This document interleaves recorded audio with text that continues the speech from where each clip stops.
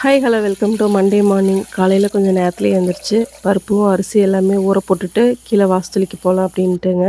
So அதெல்லாம் கொஞ்சம் கழிஞ்சு வச்சிட்டோம்னா வரும்போது சாப்பாடு வைக்கிற கரெக்டாக ஊறிடுமில்ல அப்படின்ட்டு. காலையில் ஒரே பனியாக இருந்தது. சுற்றிலும் பார்த்திங்கன்னா பனி. அப்படியே சூரிய பகவான் வந்து அப்படியே உதிக்கிறக்கிற ரெடியே இருந்தார். நல்ல பனிமூட்டம் இருந்ததுங்க. அதனால தான் கொஞ்சம் லேட்டாக வெளியே வந்தேன். அப்போவுமே ஒரு மாதிரி இருந்து சரி நான் கோலமெல்லாம் போட்டு வந்ததுக்கப்புறம் நல்ல சூரிய பகவான் வந்துட்டார். வந்தோடனே அழகாக கோலமெல்லாம் போட்டு வந்தாச்சுங்க. எப்படி இருக்குன்னு சொல்லுங்கள் கோலம் கமெண்ட்டில். காலையில் வந்துட்டு சரி ஊற போட்டதெல்லாம் அடுப்பில் வச்சு விட்றலான்ட்டு பருப்பையும் அரிசி சாப்பாடு எல்லாமே வச்சு விட்றக்காக அடுப்பில் பற்ற வச்சுட்டேங்க. இன்றைக்கி வந்து வெண்டைக்காய் எடுத்து சாம்பார் வச்சிடலான்னு சொல்லிட்டு ஃபஸ்ட்டு வெண்டைக்காய் நிறைய இருந்தது. சரி அதை வந்து அளவாக எடுத்துக்கலாம் ரொம்ப வேண்டான்ட்டு. ஒரு நாள் வெண்டைக்காய் இருந்தால் பொரியல் பண்ணிக்கலாம், எதுக்கு எல்லாமே ஒன்றா போட்டு சமைக்கணும்னு சொல்லிட்டு பருப்புக்கெல்லாம் வேக போட்டு வெண்டைக்காய் ஃபஸ்ட்டு நல்லா தோலெல்லாம் நல்லா விரல்ல தேய்ச்சி தேய்ச்சி நல்லா கழுவிடணுங்க. கழுவுனதுக்கப்புறம் நம்ம வெட்டணும். வெட்டிட்டு எப்போவுமே வளவளன்னு இருக்கங்காட்டி வெண்டைக்காய் வெட்டிட்டு கழுவக்கூடாது. ஸோ அரிசி எல்லாமே களைஞ்சி அடுப்பில் வச்சு விட்டாச்சுங்க. வெங்காயமெல்லாம் 3 வெங்காயம் போதும். சின்ன வெங்காயம் 1 கிலோ சாம்பாருக்கு இன்றைக்கி பெரிய வெங்காயம் போட்டுடலான்னு எடுத்து வச்சுட்டேன். ஸோ வெண்டைக்காய் மேலேயும் கீழேயும் எல்லாமே நீட்டாக வெட்டி விட்டுட்டு ரவுண்டாக ரொம்ப பெருசாக வெட்டக்கூடாது, ரொம்ப சிறுசாக வெட்டக்கூடாது, கரைஞ்சிரும். ஸோ அதனால் ஒரு மீடியம் சைஸில் எல்லாமே வெட்டி எடுத்து வச்சுட்டு சாம்பார் வெங்காயம் சின்ன வயசுலலாம் பார்த்திங்கன்னா வந்து வெறும் பல்லாரி வெங்காயம் சாம்பார்னு சொல்லிட்டு அம்மா வைப்பாங்க. அது 6 மணிக்கு டைமில் செம்மையாக இருக்கும். அந்த கரண்ட்டே இல்லாத காலத்தில் அந்த 6 மணிக்கு பல்லாரி வெங்காயம் சாம்பார் வெளியே வாசலில் உட்கார வச்சு ஊட்டி விடுவாங்க சூடாக. அது செம்மையாக இருக்கும் அந்த டேஸ்ட்டு. அதாவது காயே இல்லைங்கிற டைமில் அந்த வெங்காயம் ஒன்று தான் சாம்பாருக்கு சூப்பராக இருக்கும். ஸோ அதெல்லாம் ஞாபகம் வந்தது. சரி நம்மளும் வெங்காயம் இப்போ சின்ன வெங்காயம் வேண்டாம், பெரிய வெங்காயம் சாம்பாருக்கு போட்டுடலான்ட்டு எல்லாம் ரெடி பண்ணி வச்சுட்டேன். இன்றைக்கி ஸ்வீட் கார்ன் அன்றைக்கி வாங்கி வச்சது இருந்தது.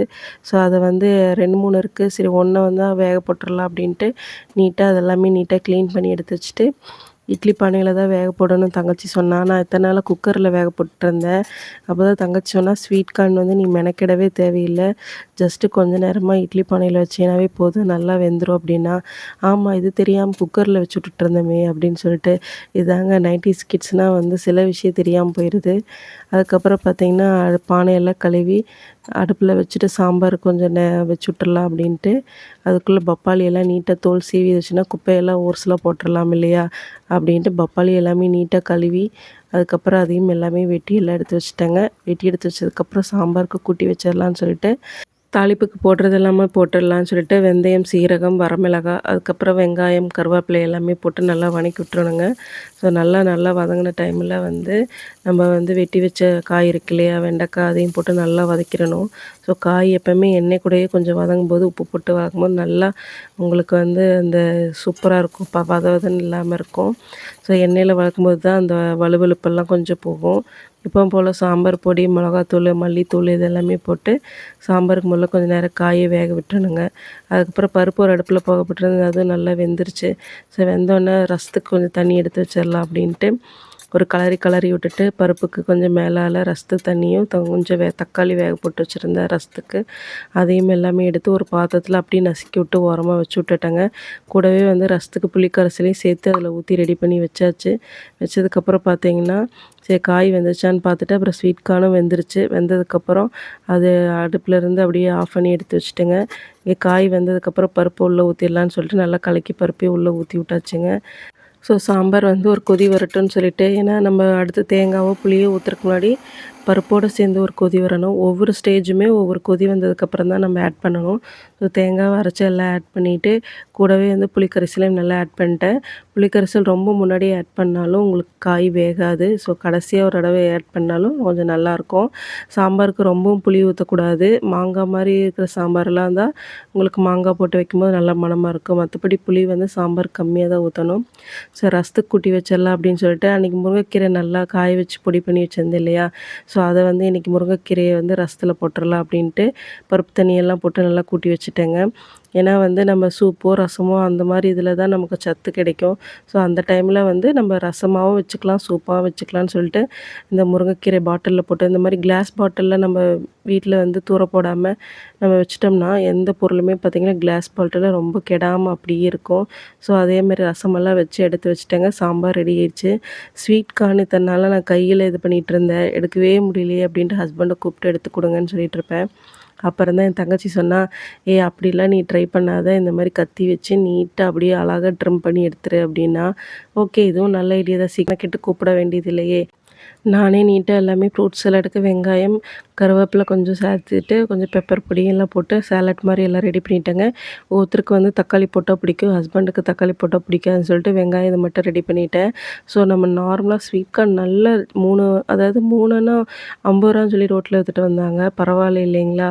ஸோ நார் சத்து உள்ள ஸ்வீட் கார்ன் வந்து நம்ம அப்பப்போ செய்றது ரொம்ப இதுங்க. குழந்தைகளுக்கு ரொம்ப பிடிக்கும். ஸோ ஈஸியா மெனக்கெடாம நம்ம சாப்பிட்டுக்கலாம். ஒவ்வொருத்தங்க இந்த சாலடா இல்லாம ஸ்வீட் கார்ன வந்து வேக வச்சு மட்டும் சாப்பிட்லாம். ஸோ எல்லாமே பார்த்தீங்கன்னா, ஸ்நாக்ஸ்க்கெல்லாம் சாக்ஸிக்கு ஃபஸ்ட்டு காலையில போட்டு ரெடி பண்ணிட்டு சாப்பிட்றக்கு. ஸோ அவளுக்கு வந்து இட்லி, தோசையெல்லாம் வேண்டாம். ஸ்வீட் கார்னே கொஞ்சம் சூடா இருந்தது. வார்மா அதையே சாப்பிட்டுக்கிறேன்ட்டா. ஸோ டிஃபன் பாக்ஸ் எல்லாமே பேக் பண்ணி குடுத்துட்டு, அவளுக்கு ஸ்வீட் கார்ன் போட்டு குடுத்துட்டேங்க. அதுக்கப்புறம் பார்த்தீங்கன்னா, கொஞ்சம் சிங்க்ல பாத்திரம்லாம் இருந்தது. இது ரசம் வச்ச குக்கர் இதெல்லாம் கையோட கழுவுனா தான் உண்டுன்னு சொல்லிட்டு, அந்த பாத்திரத்த எல்லாமே நீட்டா கழுவி வச்சுட்டேன். நைட்டு குடிச்ச காஃபி குடிச்சது எல்லாமே பார்த்தீங்கன்னா, கிளாஸ் எல்லாமே அப்படியே இருந்தது. சரி அதையும் கழுவி வச்சிடலான்ட்டு 2, 3 பாத்திரம் தான் அப்படின்ட்டு அதையும் கழுவி வச்சுட்டேங்க. கழுவி வச்சுட்டு சிங்க்கெல்லாம் நீட்டா வாஷ் பண்ணதுக்கப்புறம் வந்து பேலன்ஸ் வந்து சாக்ஷிக்கு வந்து எல்லாமே ஸ்பூன் எல்லாம் ரெடி பண்ணி லஞ்ச் பேக் எல்லாம் பண்ணிடலான்ட்டு லஞ்ச் எல்லாம் பேக் பண்ணிவிட்டு எப்பவுமே 2 டவல் கொடுத்துடுன்னு சொல்லுவாங்க. ஸ்நாக்ஸ்க்கு ஒரு டவல், அதுக்கப்புறம் லஞ்சுக்கு ஒரு டவல் எல்லாமே பேக் பண்ணியாச்சு. அதுக்கு இப்போ வந்து பார்த்திங்கன்னா சாக்ஷிக்கு வந்து வர வர ரொம்ப பேக் ஓவர் வெயிட்டாக இருக்குது. அதனால அவங்க அப்பா தான் தூக்கிட்டு போகிறாங்க. ஸோ லஞ்ச் பேக்கெல்லாம் ரெடி பண்ணிவிட்டேன். இன்னும் அவளுக்கு தலையெல்லாம் சீவல, பவுடர்லாம் பூசல. இன்னும் பாருங்கள் டைம் வேஸ்ட் பண்ணி சாப்பிட்ருக்கா. ஒரு வழியாக தலையெல்லாம் சீவிட்டுட்டு அம்னி ஐடி கார்டெல்லாம் போட்டு எல்லாம் ரெடி ஆகிட்டாங்க. ஹஸ்பண்டும் பார்த்திங்கன்னா அழகாக டக்கிங் பண்ணிட்டு ரெடி ஆகிட்டாங்க. ஒரே சீனு பாருங்கள் கேமரா எடுக்கிறது பார்த்துட்டு. உடனே என்னை பார்க்க மாட்டாராம்மா. பார்த்திங்களா.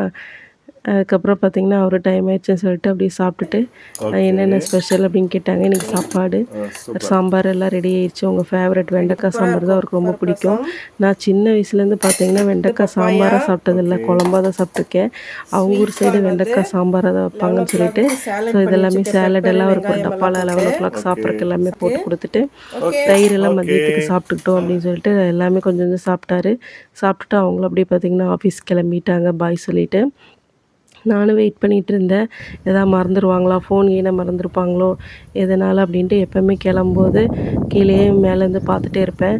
ஸோ எதாவது ஒன்றாலும் எமர்ஜென்சி சாவியோ எதாவதுனாலும் கொண்டு போய் கொடுக்குறக்காக வெயிட் பண்ணி பார்த்துட்ருப்பேங்க. ஸோ ஃபைனலாக அவங்களும் அப்படி கிளம்பிட்டாங்க.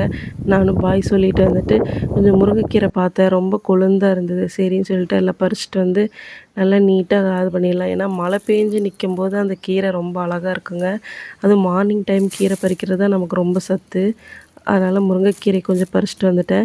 லேடீஸ்க்கெல்லாம் பார்த்திங்கன்னா சுண்ணாம்பு சத்து, அயர்ன் சத்து எல்லாமே பார்த்திங்கன்னா இந்த கீரையில் தான் இருக்குது. முருங்கைக்கீரை அவ்வளோ மகத்துவம் லேடீஸ்க்கு. ஸோ அதை வந்து நம்ம பறித்து வச்சிடலான்னு சொல்லிட்டு வெளியவே காத்தார உட்காந்து எல்லாம் ஆஞ்சிட்டு நானும் பிளேட்டிங் போட்டு அதுக்கப்புறம் லேட்டாக தாங்க சாப்பிட்டேன். ஸோ சாப்பிட்டு முடிச்சுட்டு பார்த்திங்கன்னா ஈவினிங் சாக்ஷிக்கு வந்து ஸ்டடி டைம். ஸோ அவளுக்கு வந்து எல்லாமே அவளே தாங்க ஃபில் பண்ணால். இந்த ட்ராயிங்கு சைடில் எல்லாமே ஹெட்லைன் எல்லாம் நான் எழுதி கொடுத்துட்டேன். அதுக்கப்புறம் பார்த்திங்கன்னா ஃபில்லப்ஸ் எல்லாம் நீட்டாக அவளே ஃபில் பண்ணிட்டா. அப்புறம் அவள் ஹோம்ஒர்க்கு பார்த்திங்கன்னா அடுத்தடுத்து அவளே அழகாக பண்ணிடுவா. தமிழுக்கு கொஷின் கேட்டேன். அங்கே பாருங்க எப்படி பிட் அடிக்கிறது பாருங்கள். பார்த்து பார்த்து சொல்கிறது நக்கலா. அவளுக்கு தெரியாது நான் கேமரா எடுக்கிறது. ஸோ நான் வந்து டிவி பார்க்குற மாதிரி ஃபோனை வச்சுருந்தேன். நக்கல் பண்ணிவிட்டு அப்படியே இந்த புக்கில் இருக்கிறத பார்த்து பார்த்து சொல்கிறது பார்த்திங்களா. சரியான வாண்டு ஃப்ராடு பிள்ளைங்க இந்த சாக்ஷி ரத்தினம். அதுக்கப்புறம் ஒரு வழியாக பார்த்திங்கன்னா ஸ்டடீஸ் எல்லாம் முடிச்சிடலாம் அப்படின்னு சொல்லிட்டு வெயிட் பண்ணி முடிச்சாச்சுங்க. தாத்தா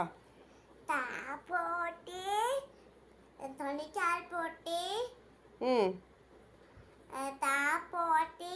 ம் ம் அப்போ இத்து யார் போடுறது? ஸோ ஸ்டடீஸ் முடிச்சுட்டு ஹஸ்பண்ட் வந்தாங்க. நாங்களும் சாக்ஷி எல்லாமே சேர்ந்து ஐஸ்கிரீம் சாப்பிட்டோம். சூப்பராக இருந்தது. அப்புறம் ஹஸ்பண்ட் என்னாங்க நீ சாப்பிட்ரு, நான் போய் மாவு வாங்கிட்டு வந்தாங்க. நான் மாவு ஆட்டவே இல்லை. சரி கடையில் கொஞ்சம் மாவு வாங்கிட்டு வந்தாங்க. சரி இட்லி ஊற்றிக்கலாம் அப்படின்னு சொல்லிட்டு காலையில் வச்ச சாம்பார் இருந்தது. அவரே வந்து பார்த்திங்கன்னா மாவெல்லாம் உப்பு போட்டு எல்லாம் கலக்கி வச்சிட்டாரு. சரி நான் நேராக பார்த்திங்கன்னா ஐஸ்கிரீம் சாப்பிட்டு போயிட்டு இட்லி ஊற்றி வச்சுட்டேன். இன்றைக்கி அம்மா கொடுத்த கருவேப்பிலை பொரியும் அதுக்கப்புறம் பார்த்திங்கன்னா பெருங்காயம் பூண்டு இட்லி பொடி இருந்தது. சரி சாம்பாருக்கும் இட்லி பொடிக்கும் காம்பினேஷன் இட்லி செம்மையாக இருக்கும் அப்படின்ட்டு சூடாக எல்லாம் ஊற்றி வச்சாச்சுங்க. 2 நாளாக வந்து மழை பெய்யுது. உங்கள் ஊரில் எப்படி இருக்குது கிளைமேட்டுன்னு கமெண்ட்ஸில் சொல்லுங்கள். ஸோ இட்லியெல்லாம் ஊற்றி வச்சாச்சு. சின்னவ தான் வந்து கேமரா எடுத்துகிட்டு இருந்தா இட்லி ஊற்றுறது பார்க்குறக்காக. அதனால தான் கேமரா ரொம்ப லோ ஆங்கிளில் இருக்குது. அவள் ஹைட்டுக்கு அளவு தான் இருக்குது இல்லைங்களா, ஒரே காமெடி தான். நானே வேண்டாம் தொங்க விடு அப்படின்னு, இல்லைம்மா நான் எடுக்கிறேன்னு சொல்லிட்டு அப்படியே கேமரா எடுத்துகிட்டு இருந்தா. அதுக்கப்புறம் பார்த்திங்கன்னா சரி சூடாக இட்லி எடுத்துடலான்னு ஒரு 2 அடசல் இட்லி எப்படியும் ஊற்றி வச்சிடலான்ட்டு ஊற்றி வச்சு எல்லாம் எடுத்துட்டேங்க. இட்லி நல்லா சாஃப்டாக இருந்தது. இங்கே பக்கத்தில் ஒரு வீட்டில் தான் மாவு ரெடி பண்ணுறாங்க. ஸோ அங்கே நல்லா ஃப்ரெஷ்ஷாக இருக்குன்னு சொல்லிட்டு அப்படியே வாங்கிட்டு வந்துட்டார் ஹஸ்பண்டு. இட்லியெல்லாம் ஊற்றியாச்சு. அதுக்கப்புறம் வந்து பார்த்திங்கன்னா சரி இன்றைக்கெல்லாம் வாங்க சாப்பிட்றக்கு அப்படின்னு சொல்லிட்டு ஹாலில் எல்லாமே வச்சாச்சுங்க. வச்சுட்டு அவங்க அப்பா வந்து இட்லி பொடியெல்லாம் கலந்து வச்சுட்டாரு. சாம்பாரை நான் எடுத்து வச்சுட்டு சாம்பார் அவங்களுக்கு இட்லி எல்லாமே எல்லாம் பிரித்து வச்சுட்டு வெண்டைக்காய் சாம்பாருக்கும் இட்லி பொடி அப்படியே ஊற்றி 2 பொடி அப்படியே மிக்ஸ் பண்ணி கொஞ்சம் இட்லியும் கொஞ்சம் சாம்பாரும் தொட்டினா அந்த நெறியாக ஒரு மாதிரி சூப்பராக மணமாக இருக்கும். செம்ம டேஸ்ட்டாக இருந்ததுங்க. உங்கள் வீட்டில் எந்த மாதிரி இட்லி பொடி அரைப்பீங்கன்னு சொல்லுங்கள். தேங்க்யூ.